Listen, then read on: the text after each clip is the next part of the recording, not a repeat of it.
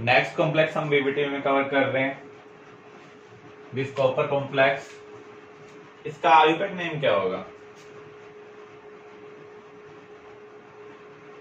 Tetra amine with double M, copper. Oxidation state क्या आ रही है कॉपर की? 2। इस कॉम्प्लेक्स की हमें हाइब्रिडाइजेशन, मैग्नेटिक बिहेवियर, शेप, ये सब चीजें बतानी है। कॉपर का एटॉमिक नंबर कितना है? 29। तो कॉन्फ़िगरेशन क्या होगा? Argon 18, 4s1, 3d10। और यहां पर जो कॉपर की ऑक्सीडेशन स्टेट है वो +2 है। तो सबसे पहले हम इलेक्ट्रॉन 4s से रिमूव करेंगे,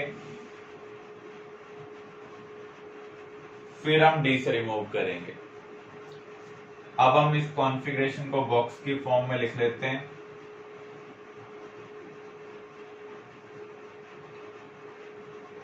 डी सब शेल में हम 1 1 फिल करेंगे, फिर पेयर करेंगे।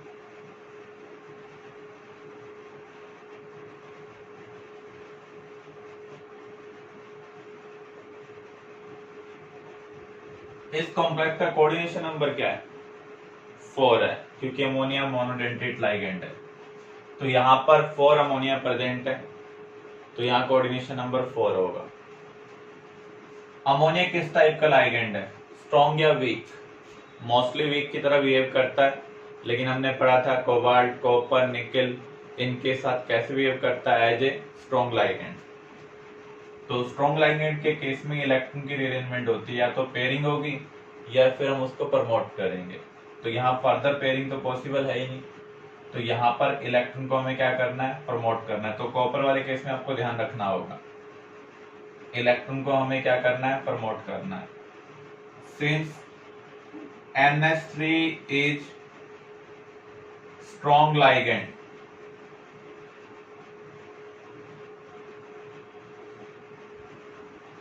so rearrangement of electron occur।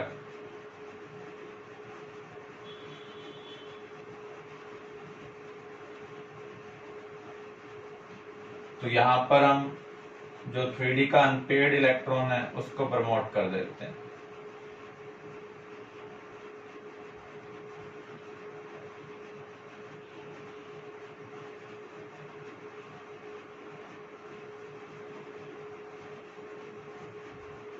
कहां पर शिफ्ट कर रहे हैं?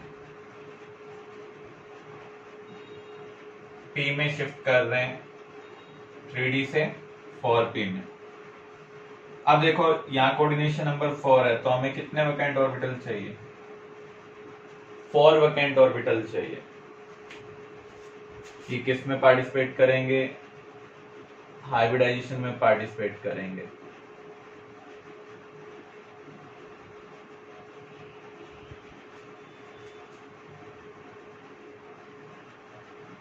पहले डी सब शेल में 5 ऑर्बिटल्स थे, अब कितने रह गए? 4।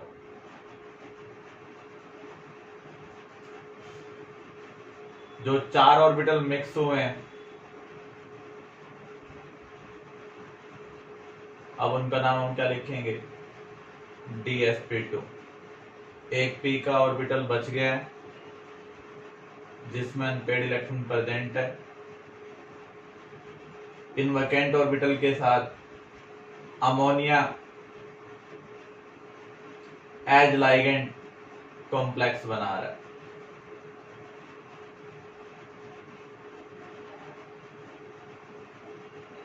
तो यहां पर हम हाइब्रिडेशन क्या ऑब्जर्व कर रहे हैं?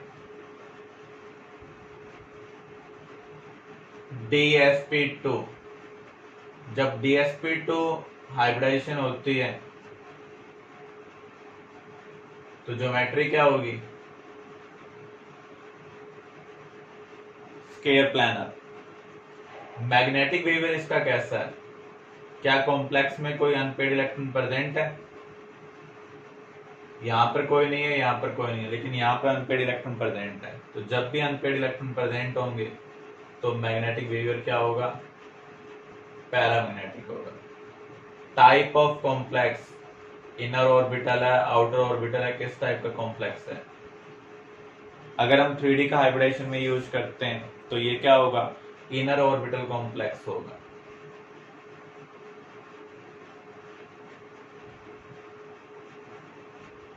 ये हम कहेंगे लो स्पिन कॉम्प्लेक्स।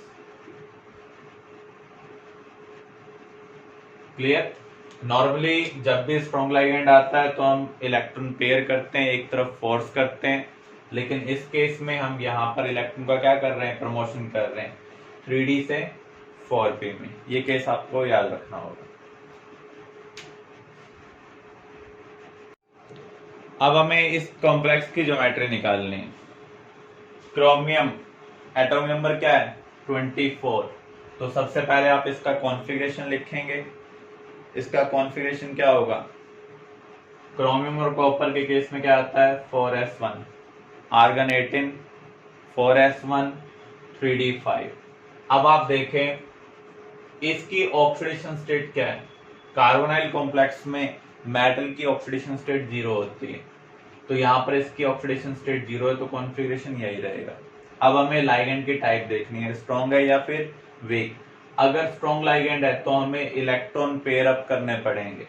तो CO यहाँ पर स्ट्रॉन्ग लाइगेंड है, तो ये हम इलेक्ट्रॉन क्या कर देंगे, पेयर अप कर देंगे। तो जो 6 इलेक्ट्रॉन्स हैं उनको हम 3 ऑर्बिटल में फिल कर देंगे। अब देखिए इसका कोऑर्डिनेशन नंबर क्या है, 6 है, तो हमें कितने वैकेंट ऑर्बिटल चाहिए, 6 वैकेंट ऑर्बिटल चाहिए। 2 D से लेंगे, 1 S से और 3 P से। तो इसकी हाइब्रिडेशन क्या होगी D2sp3, जिसका कोऑर्डिनेशन नंबर 6 होता है। उसकी ज्योमेट्री क्या होती है, ऑक्टाहेड्रल।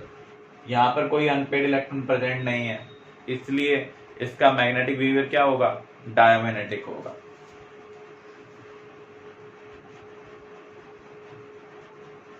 क्लियर।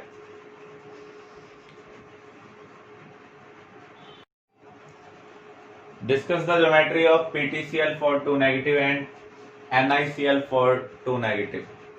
तो यहाँ पर इन दोनों कॉम्प्लेक्स की हमें ज्योमेट्री प्रिडिक्ट करनी है, तो VBT का यूज कर हम ज्योमेट्री निकाल सकते हैं। सबसे पहले हमें कॉन्फ़िगरेशन पता होना चाहिए। निकेल का एटॉमिक नंबर आपको पता है, लेकिन प्लेटिनम का पता नहीं है। आपने जब डी ब्लॉक के बारे में पढ़ा था कौन कौन से एलिमेंट प्रेजेंट हैं, तो हमने कुछ ग्रुप के बारे में भी याद किया था। निकेल और प्लैटिनम सेम ग्रुप के मेंबर हैं।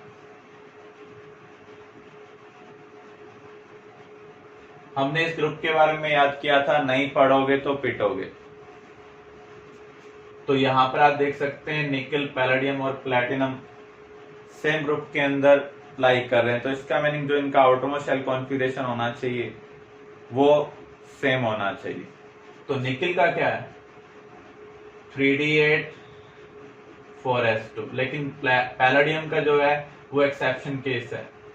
तो यहां पर ये क्या है 4d10 5s0। प्लैटिनम निकेल जैसा ही है 5d8 6s2।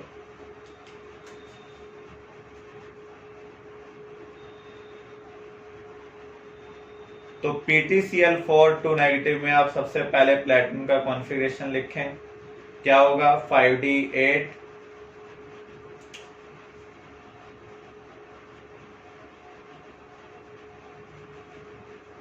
6s2। Oxidation state +2 है, तो डायरेक्टली हम यहाँ पर +2 वाले का लिख लेते हैं 5d8 6s0।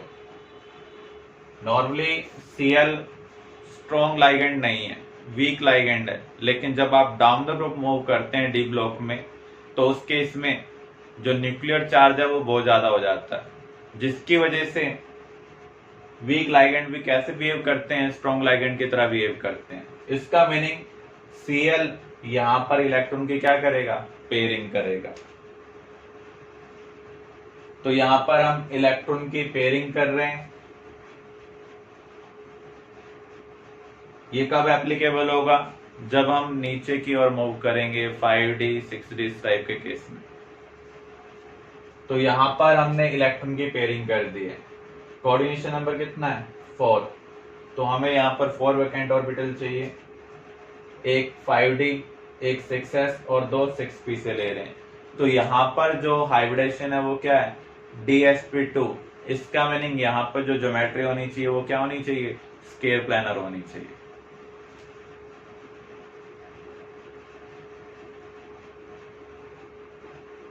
क्लियर है ये?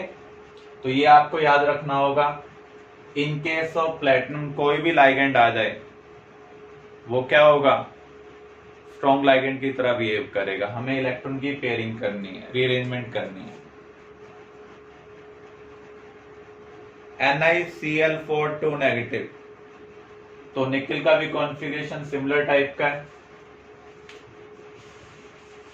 3d8 4s2, ऑक्सीडेशन स्टेट यहाँ भी +2 आ रही है, तो डायरेक्टली हम Ni+2 का कॉन्फ़िगरेशन लिख रहे हैं 3d8 4s0। Cl यहाँ पर कैसा लाइगेंड है वीक लाइगेंड है, तो यहाँ पर इलेक्ट्रॉन की पेयरिंग नहीं होगी। तो यहाँ पर हमें कितने वैकेंट ऑर्बिटल चाहिए 4 वैकेंट ऑर्बिटल चाहिए, क्योंकि इसका कोऑर्डिनेशन नंबर क्या है 4 है। तो हम एक s वाला ले रहे हैं और 3 p वाले। तो यहाँ पर जो हाइब्रिडेशन है वो क्या है sp3 है, इसलिए इसकी ज्योमेट्री क्या होगी tetrahedral.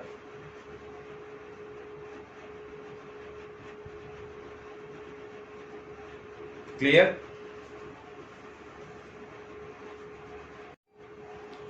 CONH3 6 is diamagnetic and COF6 3 negative is paramagnetic। VBD का यूज करते हुए हमें ये एक्सप्लेन करना है। तो सबसे पहले हम कोबाल्ट का कॉन्फ़िगरेशन लिखेंगे। कोबाल्ट एटॉमिक नंबर 27, तो क्या होगा आर्गन 18 4s2 3d7। यहाँ पर जो कोबाल्ट की ऑक्सीडेशन स्टेट है वो +3 है, तो आयनिक स्टेट कॉन्फ़िगरेशन क्या होगा 3d6 4s0। तो सबसे पहले हम आयनिक स्टेट वाले कॉन्फ़िगरेशन को बॉक्स की फॉर्म में लिख लेते हैं। अब इसके बाद हमें देखना है लाइगेंड कैसा है, स्ट्रॉन्ग है या फिर weak. NH3 cobalt nickel copper इनके केस में स्ट्रॉन्ग लाइगेंड की तरह बिहेव करता है, और जब भी स्ट्रॉन्ग लाइगेंड होगा तो इलेक्ट्रॉन की रीअरेंजमेंट होगी। क्योंकि NH3 यहाँ पर स्ट्रॉन्ग लाइगेंड है तो इलेक्ट्रॉन की हम क्या करेंगे रीअरेंजमेंट करेंगे, इनको पेयर कर देंगे। अब यहाँ पर आप कोऑर्डिनेशन नंबर देखें, कोबाल्ट का कोऑर्डिनेशन नंबर कितना है यहाँ पर 6, NH3 यहाँ मोनोडेंटेट लाइगेंड है, तो हमें कितने वैकेंट ऑर्बिटल चाहिए 6 वैकेंट ऑर्बिटल चाहिए, 2 3d से, एक 4s से, 3 4p से ले रहे हैं। तो जब कॉम्प्लेक्स बनेगा तो आप देख रहे हैं यहाँ पर कोई भी अनपेड इलेक्ट्रॉन प्रेजेंट नहीं है। तो जब अनपेड इलेक्ट्रॉन प्रेजेंट नहीं होंगे तो ये क्या होगा पैरामैग्नेटिक या डायमैग्नेटिक डायमैग्नेटिक, क्योंकि यहाँ पर कोई भी अनपेड इलेक्ट्रॉन नहीं। अब हम COF6 3 नेगेटिव के लिए देखते हैं। यहाँ भी कोबाल्ट की ऑक्सीडेशन स्टेट यही है, तो उस केस में यही कॉन्फ़िगरेशन रहेगा। F नेगेटिव एक वीक लाइगेंड है, तो यहाँ पर पेयरिंग नहीं होगी। इसका मीनिंग हमें जो 6 वैकेंट ऑर्बिटल चाहिए वो कहां से चाहिए, एक 4s से, 3 4p से और 2 4d से। तो यहां पर आप देख सकते हैं अनपेड इलेक्ट्रॉन प्रेजेंट है, इसलिए ये क्या है पैरामैग्नेटिक। इस केस में कोई अनपेड इलेक्ट्रॉन नहीं था कॉम्प्लेक्स में, इसलिए क्या था डायमैग्नेटिक। क्लियर? NiCO4, यहां पर अगर हम देखें निकेल की ऑक्सीडेशन स्टेट क्या है 0, तो इसका कॉन्फ़िगरेशन क्या होगा आर्गन 18 4s2 3d8। अब हम इसे बॉक्स की फॉर्म में लिख देते हैं।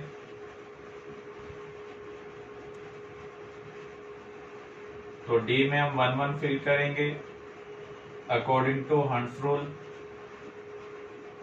फिर पेयर करते हैं 3D 4s के बाद क्या आएगा 4p। CO कैसा लाइगेंड है? CO इज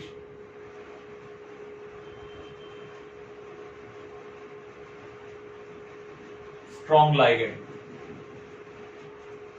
तो यहां पर हमें इलेक्ट्रॉन की रीअरेंजमेंट करनी होगी। इलेक्ट्रॉन की रीअरेंजमेंट का मीनिंग है उसकी पेयरिंग करनी है हमें। तो यहां पर सभी इलेक्ट्रॉन को हम एक तरफ पेयर अप कर देंगे। कॉपर वाले केस में इलेक्ट्रॉन का प्रमोशन हो रहा है, मोस्टली इलेक्ट्रॉन की क्या होती है? पेयरिंग। तो ये जो 4s वाले इलेक्ट्रॉन है इनको भी हम इधर शिफ्ट कर दें। तो जो 10 इलेक्ट्रॉन्स हैं जब हम एक तरफ शिफ्ट करेंगे तो हमें कितने ऑर्बिटल चाहिए? 5 ऑर्बिटल चाहिए। तो यहां पर अब 3D कंप्लीटली फिल्ड है। 4s वैकेंट हो चुका है। उसके बाद हमें कितने वैकेंट ऑर्बिटल चाहिए कॉम्प्लेक्स बनाने के लिए? कोऑर्डिनेशन नंबर से पता चलेगा। यहाँ निकल का कोऑर्डिनेशन नंबर क्या है? 4। तो यहां पर ये 4 वैकेंट ऑर्बिटल हाइब्रिडेशन में पार्टिसिपेट करेंगे।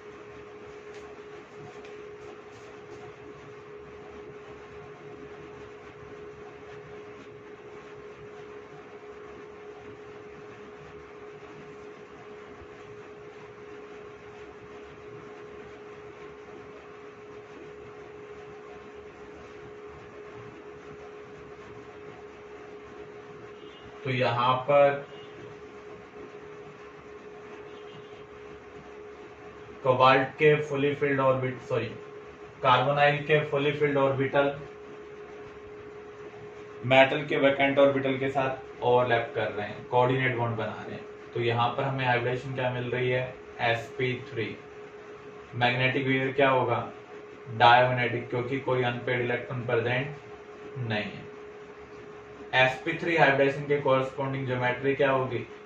टेट्राहेड्रल। हाइब्रिडेशन में हमने 3D का यूज नहीं किया, तो इसलिए कौन सा कॉम्प्लेक्स होगा? Outer orbital complex. Clear?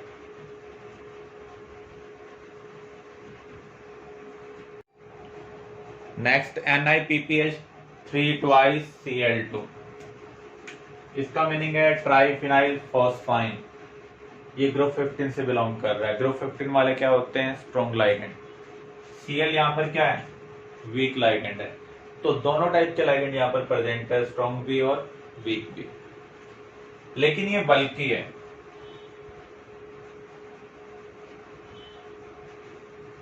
Actual में यहाँ पर दोनों टाइप की पॉसिबिलिटी रहेगी। इलेक्ट्रॉन पेयरिंग हो भी सकती है और नहीं भी।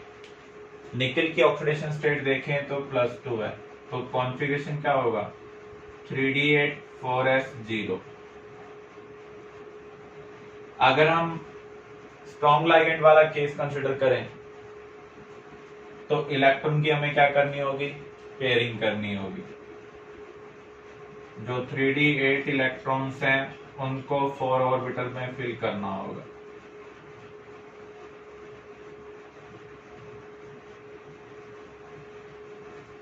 तो इस केस में हमें हाइब्रिडेशन क्या मिलेगी? हमें 4 वैकेंट ऑर्बिटल चाहिए, क्योंकि ये भी मोनोडेंटेट है और ये भी क्या है? मोनोडेंटेट। तो इस केस में हमें dsp2 मिल रही है। dsp2 का मीनिंग क्या होगा? Square planar. अगर हम दूसरे केस को कंसिडर करें, वीक लाइगेंड वाले केस को,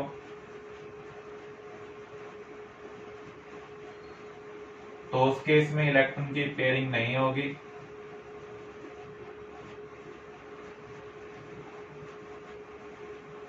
मींस हाइब्रिडेशन में हमें क्या क्या चाहिए? एक 4s 3 4p ऑर्बिटल्स। तो यहां पर जो हाइब्रिडेशन आ रही है वो क्या आ रही है? sp3 tetrahedral. नॉर्मली जब स्ट्रॉन्ग लाइगेंड प्रेजेंट होता है तो हम पेयरिंग वाले केस को डोमिनेंट मानते हैं, लेकिन ये बल्कि है तो स्टेरिक इश्यू की वजह से यहां पर डोमिनेंस किसका होगा? टेट्राहेड्रल का। एक्चुअल में ये दोनों इक्विलिब्रियम में एग्जिस्ट करते हैं, लेकिन ज्यादा परसेंटेज किसकी है? टेट्राहेड्रल की, इसलिए हम इसे क्या कहेंगे, ये टेट्राहेड्रल कॉम्प्लेक्स है। अगर यहाँ पर NO2 नेगेटिव प्रेजेंट होता तो उस केस में हम पेयरिंग वाले केस को कंसिडर करते हैं। ये बल्कि है तो स्टेरिक इश्यू की वजह से ये दूर रहेगा, तो पेयरिंग वाला केस डोमिनेंस नहीं शो करेगा, इसलिए यहाँ पर इस कॉम्प्लेक्स की ज्योमेट्री क्या है, टेट्राहेड्रल। क्लियर। अब हम एक प्रॉब्लम कवर करने जा रहे हैं। A metal complex having composition CrNH3,4Cl2Br has been isolated in two form A and B। A form को जब हम सिल्वर नाइट्रेट के साथ ट्रीट कर रहे हैं तो आपको व्हाइट पीपीटी मिल रहे हैं जो एक्वस अमोनिया में सॉल्युबल है। बी से हमें येलो पीपीटी मिल रहे हैं जो कॉन्सेंट्रेटेड अमोनिया में सॉल्युबल है, लेकिन एक्वस अमोनिया में बहुत कम सॉल्युबल है, स्पेरिंगली सॉल्युबल है। हमें ए और बी का फार्मूला आइडेंटिफाई करना है, state of hybridisation of chromium in each और मैग्नेटिक मोमेंट भी बताना है। तो सबसे पहले आप देखें इसके दो टाइप के कॉम्प्लेक्स कौन कौन से बन सकते हैं। एक तो बन सकता है CrNH3,4Cl2Br, एक केस हो सकता है CrNH3,4Br और बार क्या होगा, Cl। ये दोनों आयोनाइजेशन आइसोमर्स हैं। कौन सा A है कौन सा B है, इस केस में हमें व्हाइट पीपीटी मिल रहे हैं और बी वाले केस में येलो पीपीटी।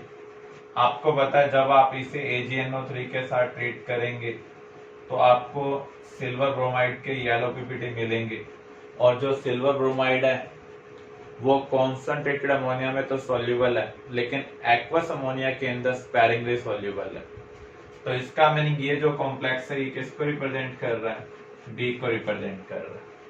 इसको अगर आप सिल्वर नाइट्रेट के साथ ट्रीट करेंगे तो आपको AgCl के व्हाइट पीपीटी मिलेंगे, ये एक्वस अमोनिया में हाईली सॉल्युबल है। इसका मीनिंग ये फार्मूला किसको रिप्रेजेंट कर रहा है, ए को। दोनों ही केस में हमें हाइब्रिडेशन निकालनी है। अगर आप ध्यान से देखें यहाँ पर वीक लाइगेंड प्रेजेंट है, यहाँ पर भी कौन से लाइगेंड है, वीक, क्योंकि NH3 क्रोमियम के केस में क्या होता है, वीक लाइगेंड। क्रोमियम की ऑक्सीडेशन स्टेट क्या है, यहाँ पर 2Cl-2 एक Br -1 टोटल -3 है, तो यहाँ पर क्या आना चाहिए, +3। अमोनिया के पास 0 होता है, तो क्रोमियम +3 का कॉन्फ़िगरेशन क्या होगा, आर्गन 18 3d3 4s0। यहाँ भी क्रोमियम की सेम ऑक्सीडेशन स्टेट है, क्योंकि लाइगेंड वीक है तो पेयरिंग होगी ही नहीं। और यहाँ पर दो वैकेंट ऑर्बिटल प्रेजेंट है, एक 4s और 3 4p वाले वैकेंट ऑर्बिटल हाइब्रिडेशन में पार्टिसिपेट करेंगे। तो इसका मीनिंग यहाँ पर जो हाइब्रिडेशन होगी वो क्या होगी, D2sp3 होगी। सिमिलर वे में यहाँ पर भी क्या होगी, D2sp3। मैग्नेटिक मोमेंट निकालना है, मैग्नेटिक मोमेंट की क्या रिलेशनशिप होती है, n into n plus 2 root, और इसकी यूनिट है बोर मैग्नेटन। n यहाँ पर क्या है, number of unpaired electron. 3d3 आप 1 1 फिल करेंगे तो कितने अनपेड इलेक्ट्रॉन है, 3 अनपेड इलेक्ट्रॉन है।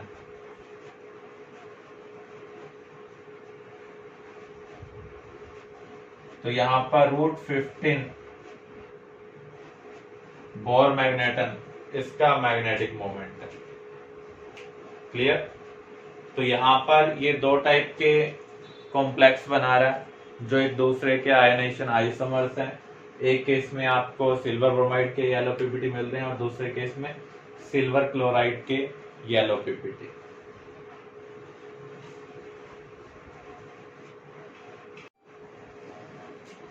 वीवीटी की लिमिटेशंस क्या है? वीवीटी ऑप्टिकल प्रॉपर्टीज और लाइगेंड की स्ट्रेंथ के बारे में कोई एक्सप्लेनेशन नहीं दे रही है, कौन सा लाइगेंड स्ट्रॉन्ग है कौन सा वीक है। पहले से हमें कॉम्प्लेक्स की ज्योमेट्री पता है, आंसर को सेटिस्फाई करने के लिए हम इलेक्ट्रॉन की पेयरिंग कर रहे हैं या फिर नहीं कर रहे हैं। तो वहां पर हमने अपने पॉइंट ऑफ व्यू से बोल दिया कि प्रॉब्लम को सॉल्व करने के लिए कुछ सेट ऑफ लाइगेंड्स हैं जो पेयरिंग में हेल्प कर रहे हैं, तो ये स्ट्रॉन्ग लाइगेंड है। लेकिन वीबीटी ने ऐसा कुछ भी एक्सप्लेनेशन नहीं दिया, ऐसे कलर रेलेवेंट कोई भी इंफॉर्मेशन नहीं दिया है, कौन सा कॉम्प्लेक्स रेड कलर का होगा, कौन सा येलो होगा, कौन सा ब्लू होगा। इन सबको एक्सप्लेन करने के लिए हम नेक्स्ट थ्योरी कवर करने जा रहे हैं, क्रिस्टल फील्ड थ्योरी। इस थ्योरी के अकॉर्डिंग जो मेटल एटम और आयन है और लाइगेंड्स हैं वो पॉइंट चार्ज हैं। पॉइंट चार्ज के बीच में इंटरेक्शन कौन सा होता है? इलेक्ट्रोस्टैटिक इंटरेक्शन, मींस वहां पर आयनिक बॉन्डिंग प्रेजेंट है। इलेक्ट्रोस्टैटिक्स में आपने यही पढ़ा था, जो भी हम चार्ज कंसिडर करते हैं वो पॉइंट चार्ज होते हैं। उनके बीच में जो इंटरेक्शन होगा, चाहे वो अट्रैक्टिव हो चाहे वो रिपल्सिव हो, उसको हम क्या बोलते हैं? Electrostatic interaction. दो टाइप की पॉसिबिलिटी हो सकती है। अगर मेटल आयन चार्ज लाइगेंड को इंटरेक्ट करे तो उस इंटरेक्शन को हम क्या कहेंगे? Ion ion interaction. दूसरी पॉसिबिलिटी, अगर मेटल आयन न्यूट्रल लाइगेंड के साथ इंटरेक्ट करे, न्यूट्रल लाइगेंड पोलराइज हो सकती है, एक डाइपोल बना सकती है, एक एंड के तरफ पॉजिटिव चार्ज कलेक्ट हो जाएगा, दूसरी तरफ नेगेटिव। तो उस केस में जो इंटरेक्शन होगा वो कौन सा होगा? Ion dipole interaction. अगर अट्रैक्टिव फोर्स अराइज होते हैं तो एनर्जी कम होती है, स्टेबिलिटी क्या होगी? इंक्रीज होगी। तो यहाँ पर जो इंटरेक्शन है उसका नेचर क्या है? इलेक्ट्रोस्टैटिक है। जब भी कॉम्प्लेक्स बनता है तो डी ऑर्बिटल भी उसमें इन्वॉल्व होते हैं। तो यहाँ पर डी ऑर्बिटल की हमें शेप पता होनी चाहिए। 5 टाइप की डी ऑर्बिटल है, D x Y, D x Y Z, D x Z, D X square hyphen Y square and D Z square. D x Y की शेप क्या होगी? जो डंबल्स हैं वो एक्स वाई एक्सिस के बीच में, ऐसे ही डी एक्स जेड में जो डंबल्स हैं वो एक्स जेड एक्सिस के बीच में, डी वाई जेड में वाई जेड एक्सिस के बीच में, डी जेड स्क्वायर में अलोंग जेड एक्सिस, और एक रिंग है जो एक्स वाई प्लेन में। D X square hyphen Y square में जो डंबल्स हैं वो एक्स और वाई एक्सिस के अलोंग है, ये एक्स एक्सिस के अलोंग है और ये वाई एक्सिस के अलोंग है।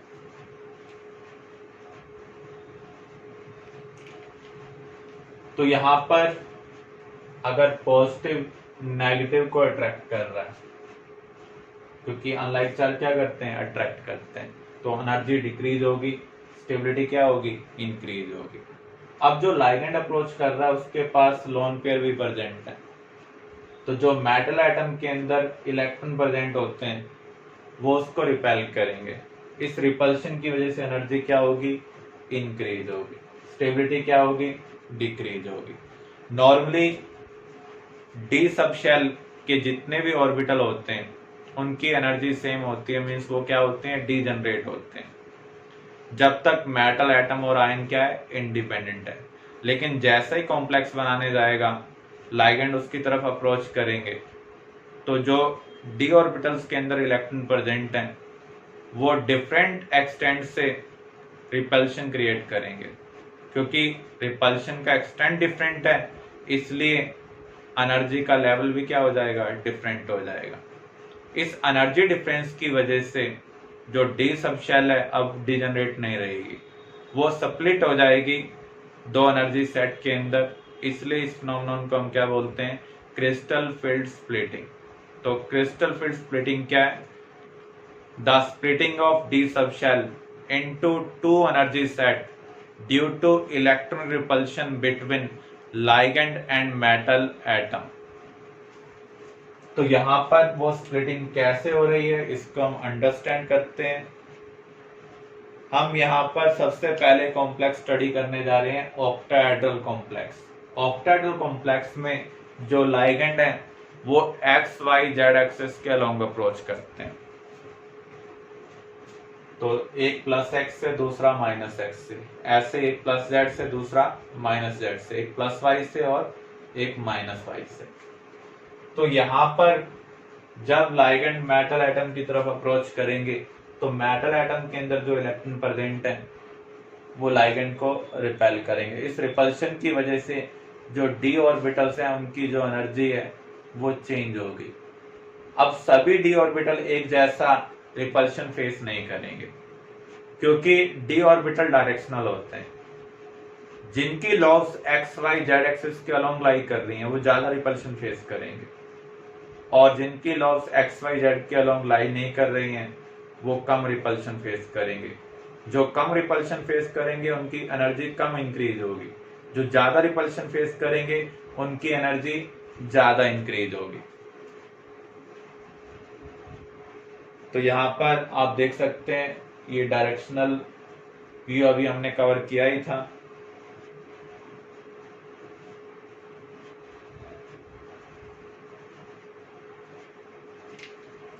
तो इनकी जो लॉस हैं वो एक्स वाई जेड एक्सिस के अलोंग लाई करती हैं, तो ये ज्यादा रिपल्शन फेस कर रहे हैं। सभी डी ऑर्बिटल की एनर्जी इंक्रीज हो रही है जब लाइगेंड उनको अप्रोच कर रहा है। अभी देखो पांचों डी ऑर्बिटल की एनर्जी सेम है जब आइसोलेटेड मेटल एटम और आयन है, लेकिन जैसे ही लाइगेंड ने अप्रोच किया तो उस केस में इन सब ने रिपल्शन फेस किया, सबकी एनर्जी इंक्रीज हो रही है। जिसने ज्यादा रिपल्शन फेस किया उसकी एनर्जी ज्यादा इंक्रीज हो रही है, जिसने रिपल्शन कम फेस किया उसकी एनर्जी कम इंक्रीज हो रही है। क्योंकि यहाँ पर डी सबशेल स्प्लिट हो चुकी है, इसलिए हम इसे क्या बोल रहे हैं, क्रिस्टल फील्ड स्प्लिटिंग। तो ये क्रिस्टल फील्ड स्प्लिटिंग डायग्राम है किसके लिए, ऑक्टाहेड्रल कॉम्प्लेक्स के लिए। यहाँ पर जो एनर्जी डिफरेंस है उसे हम बोलते हैं क्रिस्टल फील्ड स्प्लिटिंग एनर्जी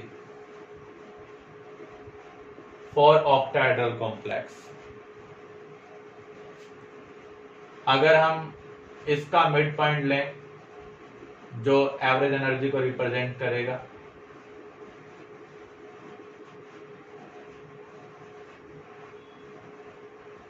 ये एग्जैक्टली मिड में नहीं है,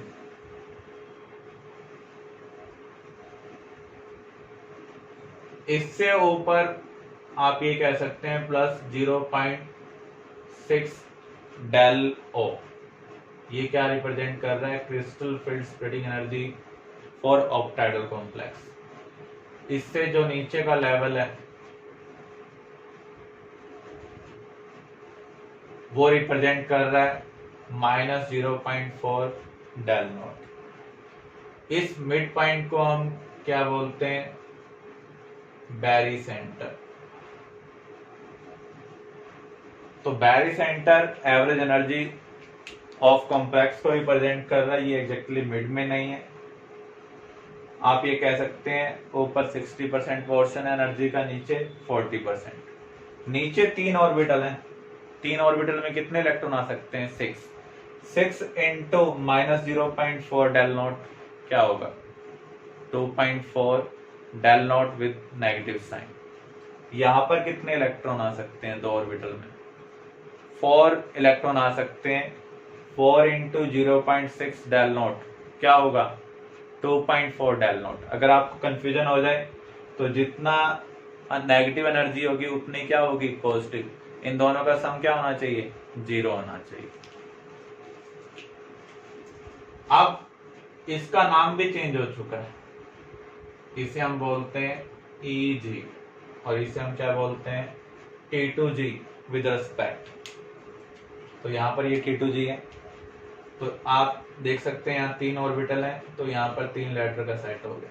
यहाँ पर 2 ऑर्बिटल है, 2 लेटर का सेट हो गया। तो ये ऑक्टाहेड्रल का crystal field splitting diagram. Splitting in tetrahedral complex. Tetrahedral complex में जो लाइगेंड्स हैं वो in between X Y Z axis approach कर रहे हैं। तो जिनकी lobes in between X Y Z lie करती हैं, जैसे D x Y, D Y Z, D x Z, ये ज्यादा रिपल्शन फेस करेंगे।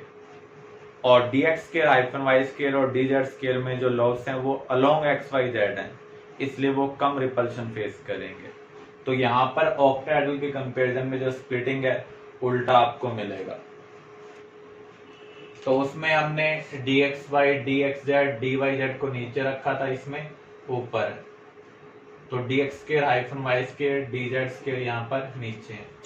नीचे वाले सेट को हम बोलते हैं T2G, ऊपर वाले को EG। तो यहाँ पर जो बैरी सेंटर है, एनर्जी डिफरेंस अगर हम देखें, ऊपर वाले का है प्लस 0.4 डेल टी और नीचे वाले के साथ कंपैरिजन करें तो -0.6 डेल्टी। डेल्टी यहाँ पर क्या है? Crystal field splitting energy for tetrahedral complex. जो टेट्राहेड्रल की स्प्लिटिंग एनर्जी है वो ऑक्टाहेड्रल के कंपैरिजन में काफी कम है, अप्रोक्सीमेटली 40% है ऑफ ऑक्टाहेड्रल कॉम्प्लेक्स, अगर लाइगेंड हमने सेम रखे होंगे। क्लियर? स्केर प्लानर कॉम्प्लेक्स में स्प्लिटिंग कैसे होगी? यहाँ पर जो लाइगेंड्स हैं वो along X and Y approach करते हैं, एक प्लस एक्स से एक माइनस एक्स से, एक प्लस वाई से एक माइनस वाई से। तो यहाँ पर जो इम्पैक्ट होगा वो ज्यादा किसके ऊपर होगा? जिसकी लॉब्स एक्स वाई के अलोंग लाई करती हैं, और आपको पता है D x square hyphen Y square की जो लॉब्स हैं वो अलोंग एक्स वाई लाई करती हैं, इसलिए ये सबसे ज्यादा रिपल्शन फेस करेगा। उसके बाद रिपल्शन कौन फेस करेगा? D x Y. D x Y की जो लॉब्स हैं वो एक्स वाई प्लेन में, इसलिए ये भी ज्यादा रिपल्शन फेस कर रहा है। अब इसके बाद आप देखें d x Z, D Y z, इनकी जो लॉब्स हैं वो एक्स वाई प्लेन में नहीं है, तो ये कम रिपल्शन फेस करेंगे सबसे। डी जेड स्केयर, इसकी जो लॉब्स हैं वो तो अलोंग जेड एक्सिस हैं, लेकिन जो रिंग है वो एक्स वाई प्लेन में है, तो इसकी रिंग एक्स वाई प्लेन में होने की वजह से ये इन दोनों से ज्यादा रिपल्शन फेस कर रहा है। तो हम ये कह सकते हैं सबसे ज्यादा एनर्जी किसकी होगी? D x square hyphen Y square की, देन डी एक्स वाई, उसके बाद डी जेड स्केयर। तो इसे हम फर्स्ट स्प्लिटिंग एनर्जी कंसिडर कर लें, इसे सेकंड, और यहाँ पर जो गैप है उसे थर्ड स्प्लिटिंग एनर्जी कंसिडर कर लें। तो जो स्केयर प्लानर कॉम्प्लेक्स है उसकी स्प्लिटिंग एनर्जी क्या होगी? Del 1 plus del 2 plus del 3। अगर आप तीनों कॉम्प्लेक्स को कंसिडर करें, सबसे ज्यादा स्प्लिटिंग एनर्जी होती है स्केयर प्लानर कॉम्प्लेक्स की, फिर ऑक्टाहेड्रल की, और सबसे कम किसकी होती है? टेट्राहेड्रल की। जो स्केयर प्लानर कॉम्प्लेक्स होता है उसकी जो स्प्लिटिंग एनर्जी होती है अप्रोक्सीमेटली 1.3 टाइम्स होती है ऑक्टाहेड्रल कॉम्प्लेक्स के कंपैरिजन में। क्लियर? सीएफटी का यूज कर हम कैसे डिसाइड करेंगे लाइगेंड वीक है या फिर स्ट्रॉन्ग है? एक्चुअल में दो टाइप की एनर्जी इन्वॉल्व होती है जब आप इलेक्ट्रॉन को फिल करते हैं डी सब शेल में। देखो, किसी भी ऑर्बिटल में अगर आप इलेक्ट्रॉन पेयर करेंगे तो पहले से जो इलेक्ट्रॉन प्रेजेंट होगा वो दूसरे इलेक्ट्रॉन को क्या करेगा? रिपेल करेगा। इस रिपल्शन को ओवरकम करने के लिए हमें एनर्जी प्रोवाइड करनी पड़ेगी। इस एनर्जी को हम बोलते हैं पेयरिंग एनर्जी।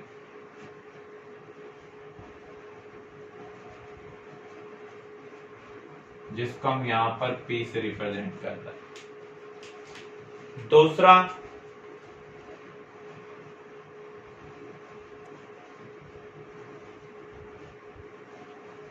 आपने 1-1 फिल कर लिया, अब ऑप्शन है या तो आप पेयर करें या फिर स्प्लिट करें। पेयर करने के लिए आपको एनर्जी कौन सी प्रोवाइड करनी है? Pairing energy.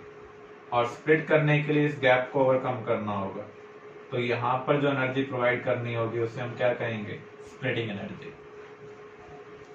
जिस एनर्जी का अमाउंट कम होगा काम उसके अकॉर्डिंग होगा। अगर स्प्लिटिंग एनर्जी कम होगी तो उस केस में स्प्लिट हो जाएगा, इलेक्ट्रॉन की पेयरिंग नहीं होगी। अगर इलेक्ट्रॉन की पेयरिंग नहीं होगी तो लाइगेंड क्या होगा? वीक। अगर स्प्लिटिंग एनर्जी पेयरिंग एनर्जी से ज्यादा है तो कौन सा काम करना आसान है? पेयर करना आसान है। तो उस केस में इलेक्ट्रॉन क्या होगा? पेयर होगा। और पेयरिंग किस केस में होती है? स्ट्रॉन्ग लाइगेंड के केस में। तब हम कह सकते हैं लाइगेंड क्या है? स्ट्रॉन्ग फील्ड लाइगेंड है। तो हमारे पास एक D6 कॉम्प्लेक्स है। एक केस में हम वीक फील्ड को कंसिडर करते हैं और दूसरे में स्ट्रॉन्ग फील्ड को।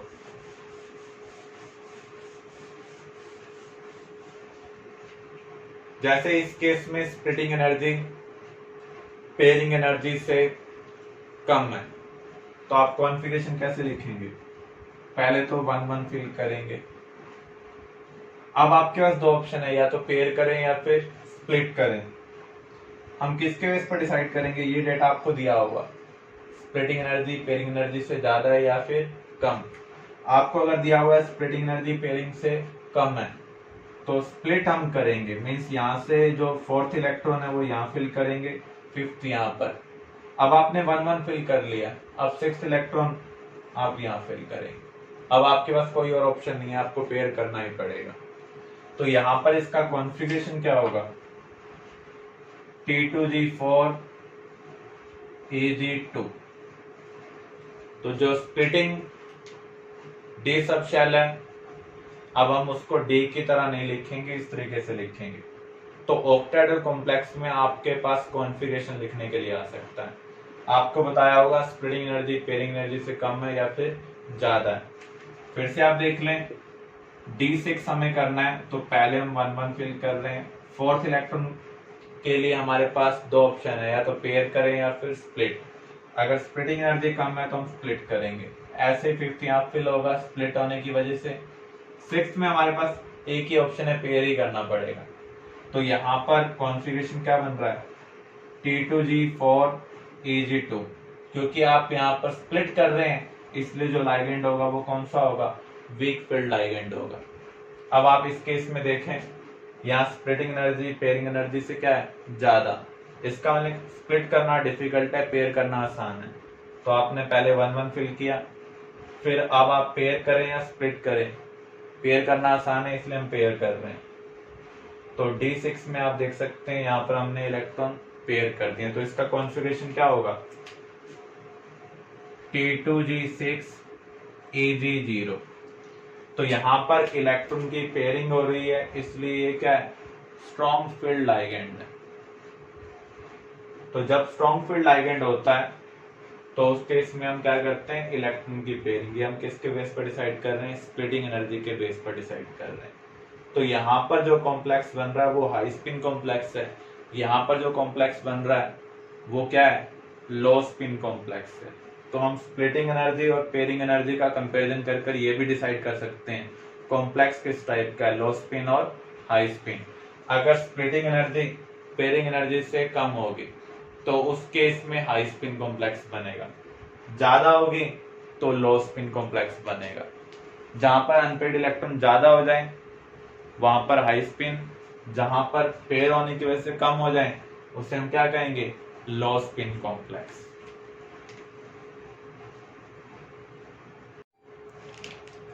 Colour of transition metal complex. VVT की लिमिटेशन थी, वो ऑप्टिकल प्रॉपर्टीज को एक्सप्लेन नहीं कर पा रहा था, लेकिन सीएफटी का यूज कर हम इस चीज को एक्सप्लेन कर सकते हैं। किसी भी ऑब्जेक्ट को जब हम विजुलाइज करते हैं तो कैसे करते हैं? उसके ऊपर हम लाइट को इंसिडेंट करते हैं। व्हाइट लाइट में से कुछ पार्ट को वो ऑब्जेक्ट अब्जॉर्ब करता है। क्यों अब्जॉर्ब करता है? क्योंकि जो उसके आउटरमोस्ट शेल के इलेक्ट्रॉन जो अभी ग्राउंड स्टेट में प्रेजेंट है एक्साइट होंगे। इलेक्ट्रॉन को एक्साइट करने के लिए हमें फिक्स्ड अमाउंट ऑफ एनर्जी चाहिए, तो फिक्स्ड अमाउंट ऑफ एनर्जी क्या होगी? अब्जॉर्ब होगी। रिमेनिंग एनर्जी रिफ्लेक्ट होगी, स्कैटर होगी। उस लाइट को हमारी आइज रिसीव करेगी, उसके अकॉर्डिंग हम ऑब्जेक्ट का कलर विजुलाइज करेंगे। तो यहाँ पर जितनी एनर्जी वो अब्जॉर्ब कर रहा है वो एनर्जी डिफरेंस के ऊपर डिपेंड कर रहा है ग्राउंड स्टेट और एक्साइटेड स्टेट के बीच में। अब देखो यहाँ पर हमने किसी ऑब्जेक्ट के ऊपर, किसी कॉम्प्लेक्स के ऊपर व्हाइट लाइट इंसिडेंट की, तो उसने रेड लाइट को अब्जॉर्ब किया। क्योंकि ग्राउंड स्टेट और एक्साइटेड स्टेट में जो एनर्जी का डिफरेंस है कम है, तो इसलिए उसने रेड लाइट को अब्जॉर्ब किया। तो यहाँ पर जब ये इलेक्ट्रॉन यहाँ पर शिफ्ट हो गया तो जो भी एनर्जी इसने अब्जॉर्ब की, रिमेनिंग एनर्जी को ये क्या कर रहा है? स्कैटर कर रहा है। तो हम क्या रिसीव कर रहे हैं? यहाँ पर ग्रीन लाइट रिसीव कर रहे हैं। तो कुछ पार्ट अब्जॉर्ब होने की वजह से अदर पार्ट जो स्कैटर हो रहा है उसको हम रिसीव कर रहे हैं। वही ऑब्जेक्ट का कॉम्प्लेक्स का क्या होगा, कलर होगा।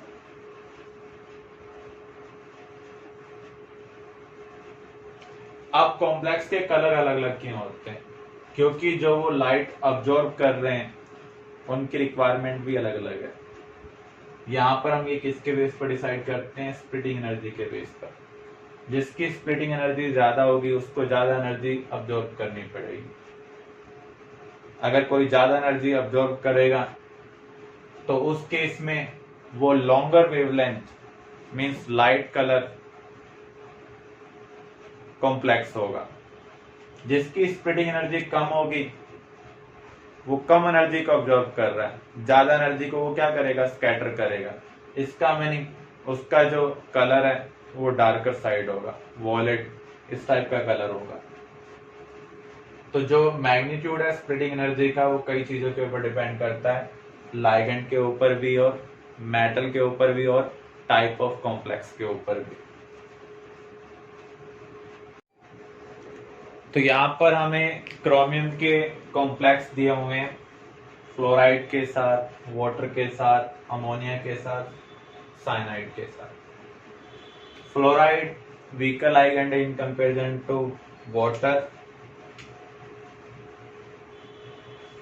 ऐसे ही वाटर अमोनिया के कंपैरिजन में वीकर है, अमोनिया साइनाइड के कंपैरिजन में वीकर है। तो जैसे जैसे लाइगेंड की स्ट्रेंथ बढ़ेगी स्प्लिटिंग एनर्जी भी क्या होगी, इंक्रीज होगी। तो जितनी ज्यादा स्प्लिटिंग एनर्जी है उतनी ज्यादा एनर्जी को ये अब्जॉर्ब करेंगे। अगर ये हायर एनर्जी रेडिएशन को अब्जॉर्ब कर रहे हैं तो लो एनर्जी रेडिएशन को क्या करेंगे, इमिट करेंगे। इसका मीनिंग ये अगर लोअर वेवलेंथ को अब्जॉर्ब कर रहा है तो हायर वेवलेंथ को क्या करेगा, स्कैटर करेगा, रेडिएट करेगा। उसी के बेस पर हमें कॉम्प्लेक्स का कलर देखने को मिलेगा। जैसे इसने लो एनर्जी रेडिएशन को अब्जॉर्ब किया तो उस केस में इसने हाई एनर्जी रेडिएशन को स्कैटर किया, तो यहाँ पर हमें ग्रीन कलर देखने को मिल रहा है। इसने और ज्यादा कंपेरेटिवली हायर एनर्जी रेडिएशन को अब्जॉर्ब किया, तो कंपेरेटिवली लोअर एनर्जी रेडिएशन को ये क्या करेगा, स्कैटर करेगा। तो आप देख रहे हैं कलर उसके अकॉर्डिंग क्या हो रहा है, चेंज हो रहा है। और आप यहाँ पर देखें तो यहाँ भी कॉम्प्लेक्स का कलर येलो और यहाँ भी क्या है, येलो है। एक्चुअल में आपको पता है जो रेड कलर है या येलो कलर है वो कोई सिंगल वेवलेंथ नहीं है, एक रेंज है जिसमें मल्टीपल वेवलेंथ लाई करती है। तो यहाँ पर वेवलेंथ डिफरेंट होगी जिसे हम रिसीव कर रहे हैं, तो येलो कलर की इंटेंसिटी क्या होगी, डिफरेंट होगी। Spectrochemical series, it is the arrangement of ligands on the basis of increasing value of crystal field splitting energy। तो जितनी ज्यादा क्रिस्टल फील्ड स्प्लिटिंग एनर्जी होगी उसको हम राइट साइड अरेंज करेंगे। इस अरेंजमेंट को हम क्या बोलते हैं, स्पेक्ट्रोकेमिकल सीरीज। अगर हम कॉम्प्लेक्स के पॉइंट ऑफ व्यू से कंसिडर करें तो जो क्रिस्टल फील्ड स्प्लिटिंग एनर्जी है वो कई चीजों के ऊपर डिपेंड करती है। एक तो size of metal ion, metal ion का साइज जितना कम होगा उतनी ज्यादा इलेक्ट्रॉन डेंसिटी होगी, उतना ज्यादा रिपल्शन इनकमिंग लाइगेंड फेस करेंगे, उतनी ज्यादा क्रिस्टल फील्ड स्प्लिटिंग एनर्जी होगी। तो यहाँ पर हम ये कह सकते हैं crystal field splitting energy charge density के डायरेक्टली प्रोपोर्शनल है और साइज के इनवर्सली प्रोपोर्शनल है। दूसरा type of complex, geometry of complex. Square planar complex की स्प्लिटिंग एनर्जी ऑक्टाहेड्रल कॉम्प्लेक्स से ज्यादा है, ऑक्टाहेड्रल की टेट्राहेड्रल से ज्यादा है। यहां पर जो हम कंसिडर कर रहे हैं वो लाइगेंड के बेस पर कंसिडर कर रहे हैं। ग्रुप 14 वाले 15 से स्ट्रॉन्ग होंगे, 15 वाले 16 से स्ट्रॉन्ग है, 16 वाले 17 से स्ट्रॉन्ग है। तो आप लाइगेंड के केस में कह सकते हैं crystal field splitting energy directly proportional है स्ट्रेंथ ऑफ लाइगेंड, जितना स्ट्रॉन्ग लाइगेंड होगा उतनी ज्यादा स्प्लिटिंग एनर्जी होगी। तो हम इसके बेस पर भी डिसाइड कर सकते हैं। क्लियर? तो अब हम कवर करने जा रहे हैं स्पेक्ट्रोकेमिकल सीरीज। स्पेक्ट्रोकेमिकल सीरीज में हमने लाइगेंड्स को अरेंज किया हुआ है, देख सकते हैं आप। ये ग्रुप 14 वाले हैं, कार्बन लाइगेंड की तरह बिहेव करेगा। ये ग्रुप 15 वाले, EDTA में भी नाइट्रोजन डोनर एटम होता है। फिर ग्रुप 16, देन 17। थोड़ा बहुत ऑर्डर इधर उधर हो सकता है, ये ऑर्डर आपको याद रखना है। आपको कुछ लाइगेंड दिए होंगे, आपको अरेंज करना होगा on the basis of strength.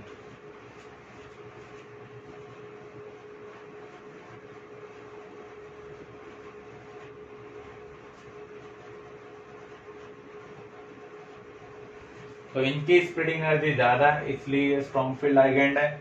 इनकी जो स्प्लिटिंग एनर्जी है वो कम है, इसलिए ये क्या है, वीक फील्ड लाइगेंड।